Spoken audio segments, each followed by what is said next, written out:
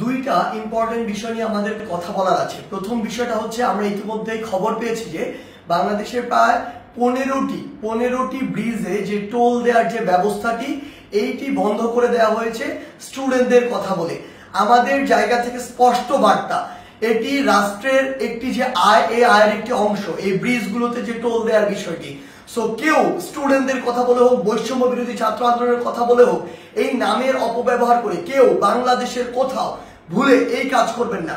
প্রত্যেকটি ব্রিজে টোল দিবে, এমনকি বৈষম্য বিরোধী ছাত্র আন্দোলনের ব্যানারে কোনো যদি ত্রাণের ট্রাকও বাংলাদেশের যে কোনো জায়গায় যায়, সেই ট্রাকও টোলের টাকাটি দিয়ে তারপরে যাবে। কারণ এই রাষ্ট্রকে যদি আমরা স্টেবল করতে চাই, আমার রাষ্ট্রের যে অর্থনৈতিক অবস্থা সেটিকে স্টেবল করতে হবে। কিন্তু ক্ষমতার অপব্যবহার করার যে নোংরা সংস্কৃতি ছিল এত বছর ধরে, এখন আপনি যদি সামান্য কিছু একটি অস্থিতিশীল অবস্থা দেখে আবার সে ক্ষমতার অপব্যবহার করেন এবং আপনার কথা মতো কোনো একটি জায়গায় ব্রিজে টোল দেওয়া বন্ধ করে দেন কিংবা কোনো একটি স্টিকার দেখে পার হয়ে যান, এটিকে আমরা কোনোদিনও সমর্থন করি না। আমাদের জায়গা থেকে স্পষ্ট বার্তা, অবশ্যই প্রত্যেকটি ব্রিজে এই টোল যেটি সেটি টোল দিয়ে যেতে হবে। এবং আরেকটি হচ্ছে যেটি, যখন এই ব্রিজে কোনো একটি গাড়ি এভাবে ত্রাণের কথা বলে বা অন্য কোনো প্ল্যাটফর্মের কথা বলে টোল ছাড়া চলে যাচ্ছে, আরো অনেক গাড়ি আসলে টোল ছাড়া এইভাবে ওই গাড়ির সাথে চলে যাচ্ছে।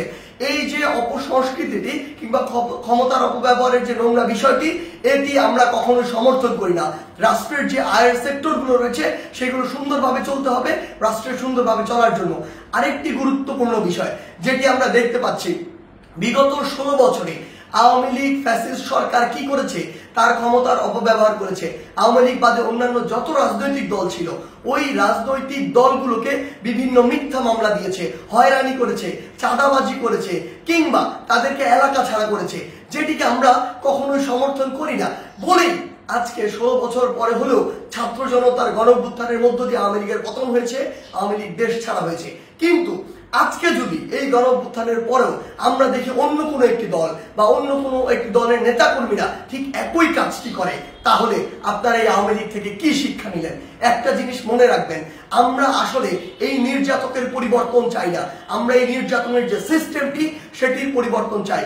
আমাদের জায়গা থেকে স্পষ্ট বার্তা, আপনাদের চোখের সামনে স্টিল জ্বলন্ত অনেকগুলো উদাহরণ রয়েছে, সেগুলো থেকে শিক্ষা নিন, না হলে জনগণ আপনাদেরকে আস্থা করে নিক্ষেপ করবে।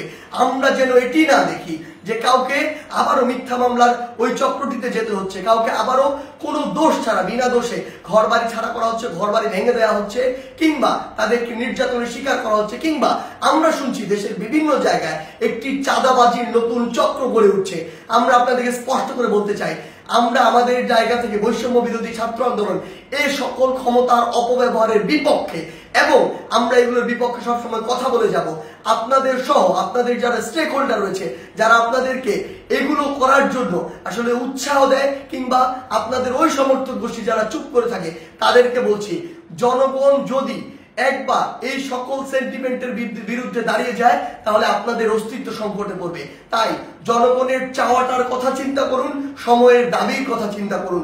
যদি আপনার নাম ভাঙিয়ে কিংবা আপনার কেউ একজন রুট লেভেলে এই কাজগুলো করে, দিন শেষে ব্লেম কিন্তু আপনার উপরেই আসে। সো এই জিনিসটি মাথায় রেখে পুরো বাংলাদেশে এই যে নতুন আরেকটি 16 বছরের যে বিভিন্ন চিত্র ছিল, উদাহরণ ছিল, সেগুলোর যে নতুন আরেকটি এক্সটেনশন কেউ কেউ তৈরি করছে নতুন করে কিংবা নতুন আরেকটি সংস্কৃতি কন্টিনিউ করার চেষ্টা করছে, আমাদের জায়গা থেকে স্পষ্ট বার্তা, আমরা এটি সমর্থন করি না। এবং আমরা অন্তর্বর্তীকালীন সরকারকে স্পষ্ট করে বলতে চাই, আইন শৃঙ্খলা রক্ষাকারী বাহিনীর মাধ্যমে, বিচার বিভাগের মাধ্যমে যারা এই মিথ্যা মামলা থেকে শুরু করে চাঁদাবাজি, নির্যাতন, হয়রানি, ঘরবাড়ি ভাঙচুর এরকম কোনো কিছুর সাথে জড়িত, তাদেরকে স্পষ্টভাবে আইনের আওতায় আনা হোক। বৈষম্য বিরোধী ছাত্র আন্দোলনের পক্ষ থেকে কিংবা ছাত্র জনতার পক্ষ থেকে এর প্রতি পূর্ণ সমর্থন রয়েছে। ধন্যবাদ।